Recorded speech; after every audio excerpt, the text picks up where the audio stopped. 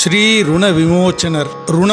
ருணம் என்றால் கடன். கடனிலிருந்து விமோச்சனம் அளிப்பவர். எத்தனையோ மந்திரங்கள் இருக்கு. ருண விமோச்சன மந்திரம் நம்ம தேவாரத்துல சுந்தரமூர்த்தி நாயனார் அருளிய இந்த 5வது திருமுறையில இருக்கிற இந்த பதிகத்தை, திருச்சேரை ஸ்தலத்தோட பதிகத்தை படிங்க. பதிகத்தை படிச்சா எப்படி கடன் போகும் அப்படின்னு கேட்கலாம். உங்களுக்குள்ள நம்பிக்கையை விதைக்கிறீங்க. இந்த பதிகம் அதற்கு துணை புரியும். திருச்சிற்றம்பலம்.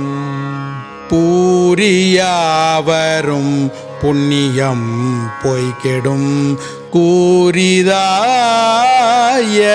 அறிவு கைகூடிடும் சீரியார்